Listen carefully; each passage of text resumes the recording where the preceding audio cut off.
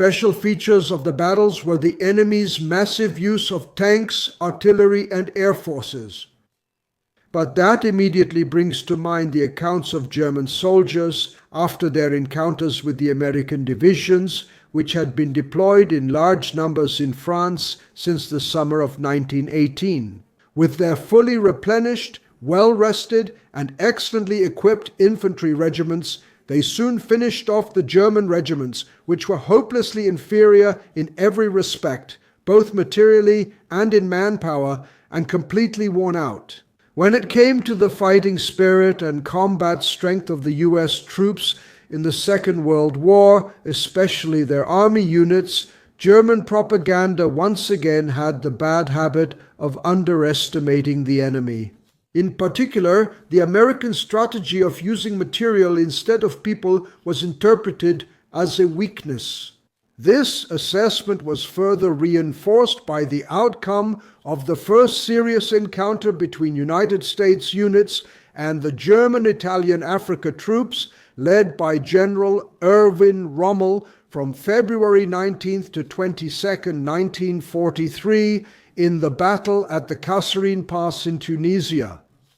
In that battle, the inexperienced but also self-confident GIs of the 1st Armored Division under Brigadier General Orlando Ward were deployed rather carelessly. Warnings from British officers about the flexibility and combat strength of even exhausted German units had not been taken seriously. The 2nd U.S. Corps was promptly overrun, and its commander, Lieutenant General Lloyd Fredendall, was relieved of duty for complete incompetence, and the commander of the especially battered 1st Armored Division, Brigadier General Ward, also had to go and was replaced by Major General Ernest Nathan Harmon. The American units had about 3,300 killed or wounded, and 3,000 had been taken prisoner, and the survivors had fled, leaving behind large amounts of weapons, vehicles, and equipment. The 10th German Panzer Division alone captured, among other things, 95 M3 half-track vehicles during the fighting at the Kasserine Pass, and later used them, as seen here, with the armored personnel carrier crew reporting to Field Marshal Rommel.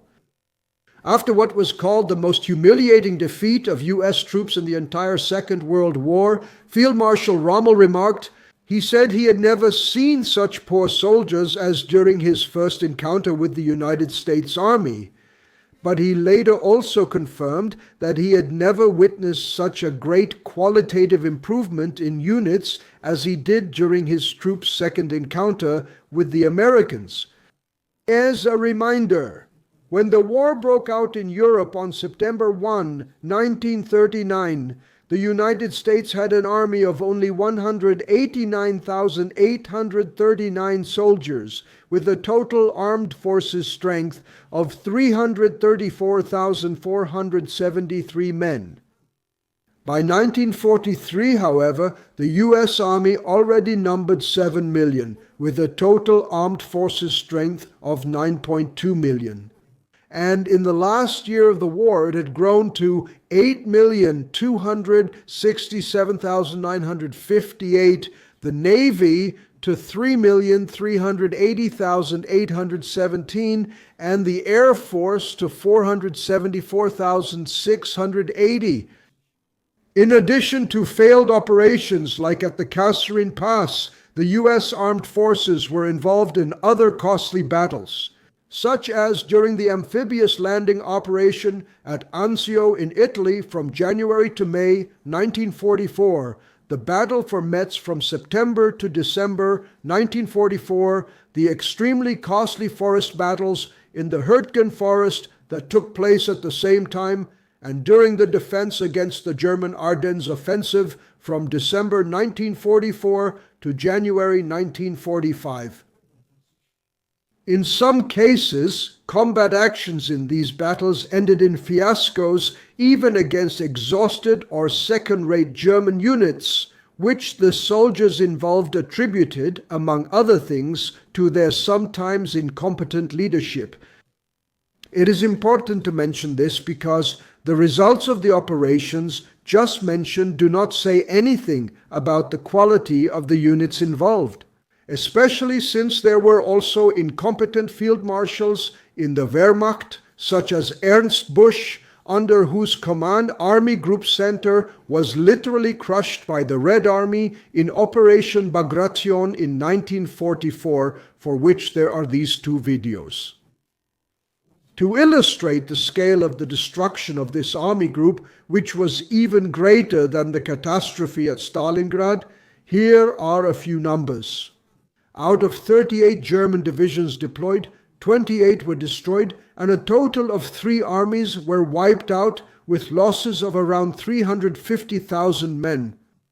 With that, the German Wehrmacht lost as many men in a single battle as the entire US Army did in World War II. The supposedly first US soldier to set foot on European soil in World War II, more precisely, the Doctrine Quay in Belfast, Northern Ireland, was, on January 26, 1942, Corporal Milburn Henry Henke from Hutchinson, Minnesota B Company, 133rd Infantry Regiment, 34th Infantry Division. In reality, however, 500 of his comrades from the first U.S. contingent of 4,508 men had already come down the gangway when, at 12:15, a Lieutenant Springer introduced Milburn Henke, who was just leaving the ship, to a group of journalists as the first U.S. soldier on European soil. Milburn's father, Karl Henke, was born in Germany but had come to the USA with his parents when he was just 1 year old. And Milburn's mother, Louise, with whom his father ran a coffee house in Minnesota in the Midwest, was also of German descent.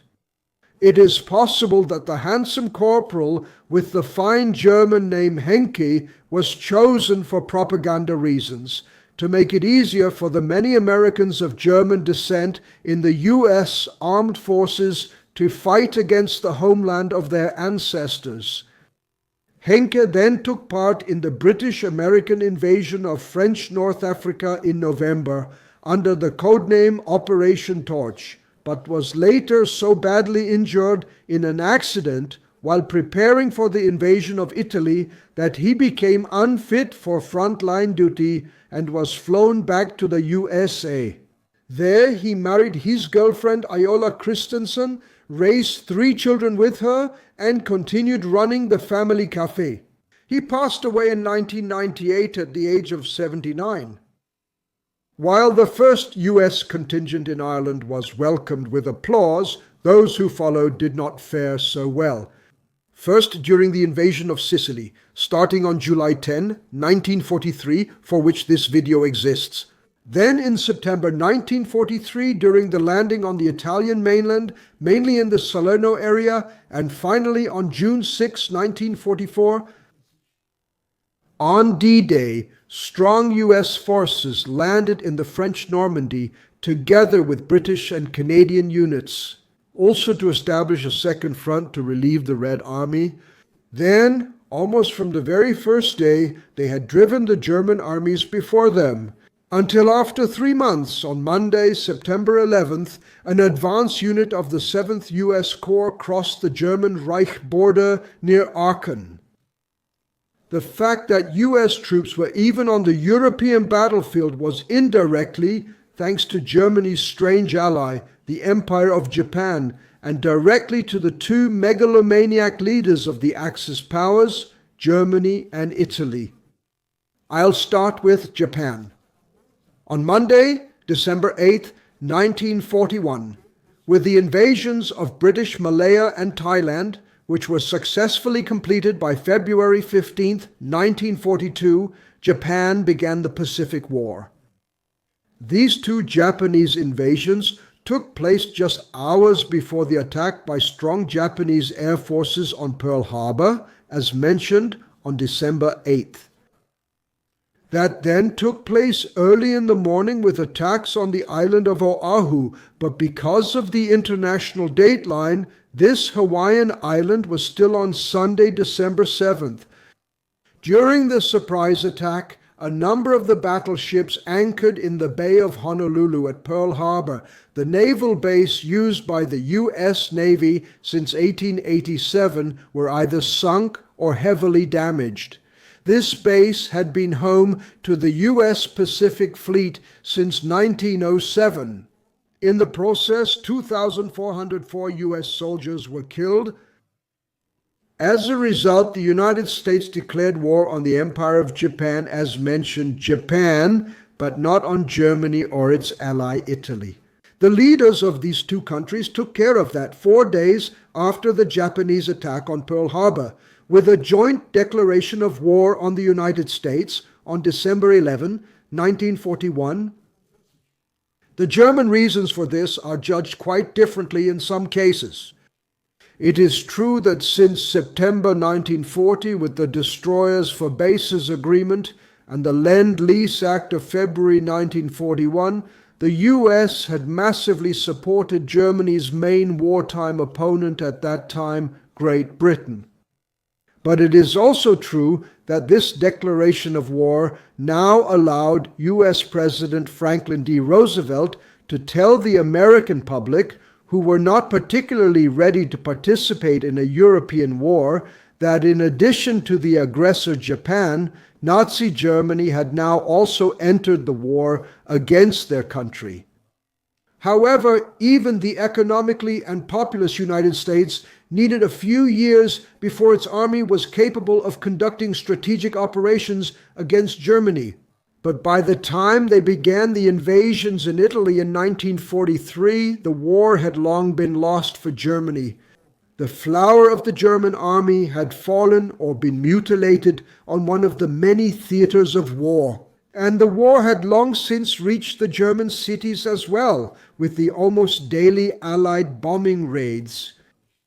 But no one in Germany had been found to bring the war to any kind of end, least of all among the highest ranks of the German General Staff. Instead, the Volkssturm, deployed for homeland defense, kept getting older, and the Luftwaffe helpers kept getting younger, sent against the American military doctrines that sacrifice material instead of people. It was precisely this U.S. doctrine that had been most feared by the German soldiers at the front.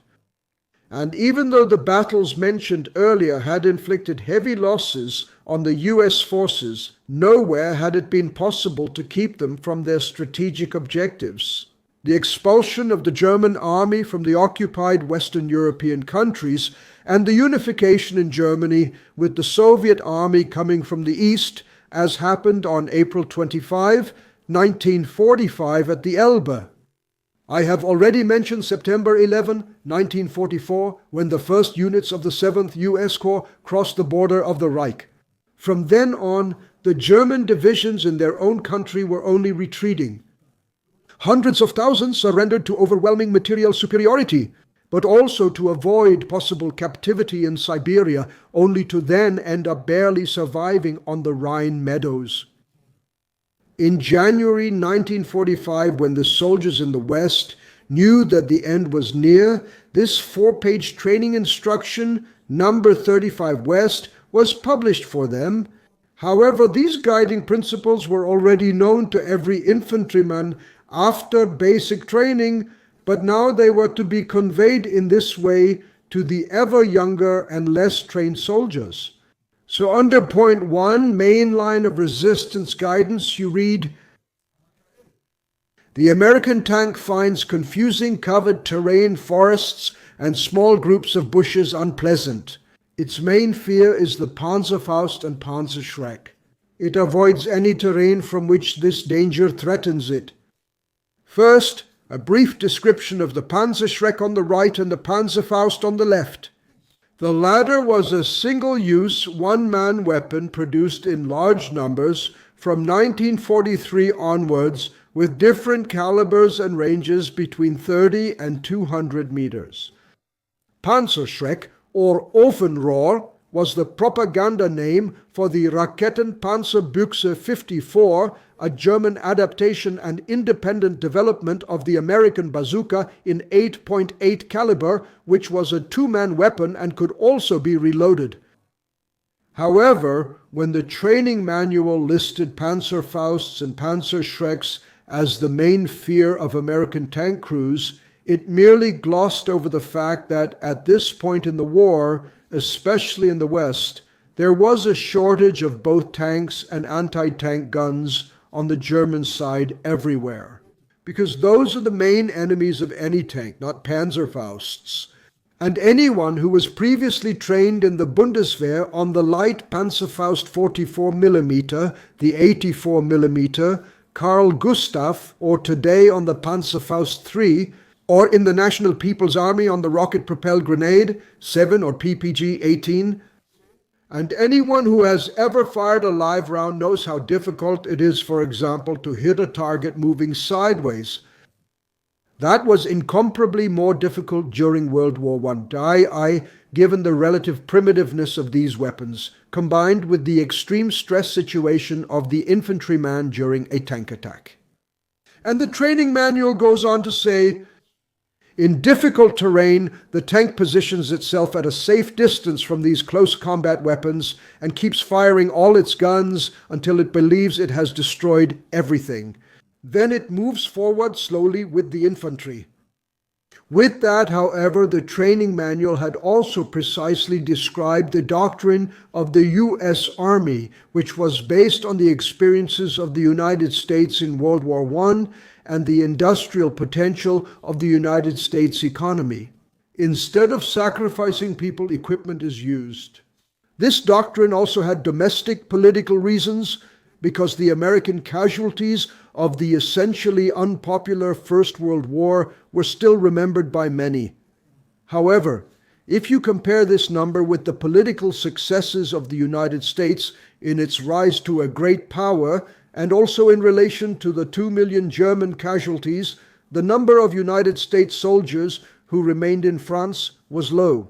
Of the 4,734,991 United States soldiers deployed in the First World War, 116,516 were killed, with 53,402 fallen in battle and 63,114 dying from other causes. Of these, roughly 45,000 died from the Spanish flu in 1918. And 30,000 soldiers had died before they even arrived in France. In order to deploy American troops in another European war, the Roosevelt administration had to demonstrate to the American people that everything possible would be provided for their fathers, husbands, and sons now serving as soldiers, so they could return home safely. Almost overnight, the country switched to war industry. 20% of the population was employed in the armaments industry, and thousands upon thousands of airplanes, warships and supply ships, trucks, jeeps, artillery, and tanks were produced. So all the equipment that could be easily replaced was used instead of sacrificing soldiers, who in the eyes of their families could never be replaced. The training instruction in response to the use of U.S. tanks from a safe distance from their own non-armored positions stated among other things that confusing terrain should be sought out. Small bushes that still allow visibility up to the firing range of the Panzerfaust, then open ground. If bare slopes were unavoidable, then use reverse slope positions, especially with a lot of depth and a checkerboard formation, making use of every opportunity to establish advanced anti-tank squads. But in the end, this still meant sending people against tanks. Then, in Section 2, which dealt among other things with behavior in one's own position, it was stated, "The American fires at any movement with concentrated artillery and mortars. Some losses occurred because the men left their holes to relieve themselves or fetch water because they had become careless. From this it was concluded, freeze all movement during the day, iron discipline. Any carelessness endangers not only the individual but also his comrades. And further, the American maintains certain quiet times at the front, usually the same hours in the morning. You can figure them out quickly, At other times, he fires with great agility into the rear areas. Conclusion: move unavoidable movements to these times, messenger traffic, troubleshooting, food collection, and similar activities. All these conclusions suffered from the fact that the young soldier had been led to believe that the American, as a soldier, was a creature of habit, whose activities could more or less be predicted, and who would not learn from mistakes and omissions, but would keep making the same ones over and over again. It would have made more sense to point out that you can't rely on previous experiences and therefore always have to expect the unthinkable. When you get to the section on American attack methods, you read, "The American almost never attacks at dawn, but usually only in the late morning hours. Before that, he prepares himself." This observation is both wrong and right because there are just as many reports of nighttime attack actions as there are of later ones, which, by the way, applies to all military actions in every army. But even the seemingly clear indication of almost never at dawn gave the German soldier in his position a false sense of security, since his opponent would only attack in the late morning hours. Therefore, it was also misleading when it was demanded to use the morning hours for one's own organization and to strengthen defensive readiness. Observe the battlefield, deliver short, concentrated fire strikes based on observation results or, if there is plenty of ammunition, on suspicion. As for the recommended short, concentrated fire strikes on U.S. positions, they had only provoked massive artillery bombardments or air attacks on the German positions afterwards. German soldiers in U.S. captivity have repeatedly confirmed this. If they had been fired upon, they would have fired back with their machine guns. If they had fired at an English position, the Tommies would have responded with a perfectly synchronized rifle volley. But if they had fired at an American position, the GIs would have taken cover. But it wouldn't have taken 15 minutes before the U.S. artillery or Air Force would have given them hell. The following statement in the training note says, "The American infantryman is often luring in attack," whatever that word is supposed to mean. Outside of cover, he can't withstand even light infantry and artillery fire, especially heavy mortar fire, and falls back. That is simply wrong. And the resulting demand in the training instructions is also questionable. Keep shooting, ideally from the flank with all weapons, and if there's smoke, throw as many grenades as possible into it, even if just on suspicion. Infantry ammunition is always enough in positional warfare. However, I don't understand what sustained fire is supposed to achieve against an enemy who, according to the training instructions, would already retreat under light fire. And it also raises the question of what is supposed to happen next, once the ammunition has been used up by shooting and shooting again, preferably with all weapons. This conclusion rather seems to have been derived from the defensive fire practiced against Soviet troops, who, however, often attacked repeatedly for various reasons. Just as another point in the training directive also attributes this to the Americans.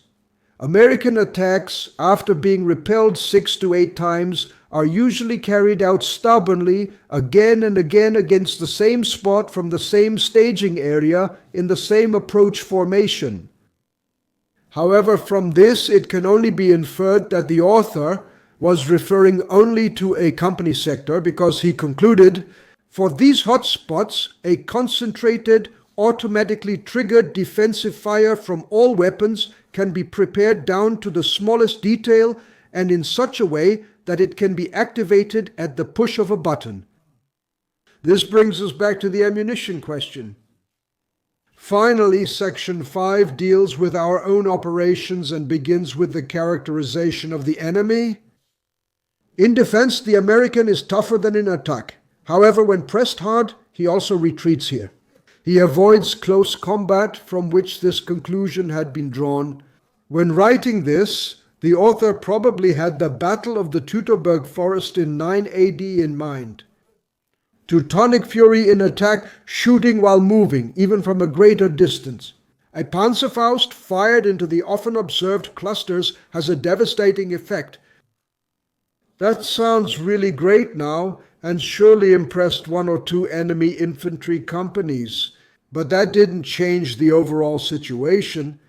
For example, when the American front was overrun in the Ardennes offensive in mid-December 1944, which mainly happened in the area of supply units, the combat battalions withdrew to more defensible strongpoints in St. Vith and Bastogne and held the important Elsenborn Ridge until the front stabilized. They also knew that relief would come in any case. Until then, their heavy long-range artillery had kept the German spearheads under constant fire. When the foul weather cleared up, the U.S. Air Force decided the battle in their favor within a few days. In the end, the training instructions, which were more reminiscent of propaganda, described the U.S. soldiers in the same way you could read about Native Americans in Karl May's stories about Old Shatterhand. For the American, the war usually ends around midnight. He relaxes toward the back to sleep and then sleeps deeply. His security at the front is then inadequate. He tries to improve it by using guard dogs, handheld spotlights, and by creating 30-meter wide belts of dry brushwood. He's barely familiar with dereliction of duty.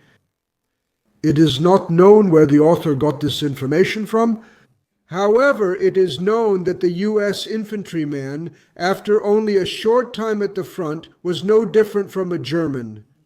But it is precisely these observations in training note number 35 West, which are reminiscent of Karl May, that make it difficult to take it seriously as a whole. In addition, he had always omitted the weapon that is most unpleasant for unprotected ground troops, the airplane. Because what good did it do the German soldier with his mobility and bravery, even recognized by his U.S. opponent, if they managed to hold up the Americans, who supposedly dug in immediately when facing resistance? For a few days, they would then be shelled or bombed by their tanks, artillery, and airplanes until nothing was left moving. Because at the latest since the First World War, war has primarily been about perfect supply, providing soldiers with everything they need for daily combat, from uniforms, weapons, and equipment to trucks, tanks, and fuel, all the way to the provision of perfectly organized medical services, including the surgical field hospitals set up near the front lines by the Americans at that time, the auxiliary surgical groups. Here is their symbol. After World War II, they were expanded into Mobile Army Surgical Hospitals, or Mobile Army Surgical Hospitals for short, and were successfully used for the first time in the Korean War. And finally, to ensure ongoing air superiority in World War I, sometimes by a ratio of 1 to 10 or even more. When U.S. units attacked, they used the doctrine of so-called defensive offense, which had proven to be successful. This doctrine had been developed to take advantage of superiority in logistics, artillery, and close air support at every section of the front and to keep losses as low as possible.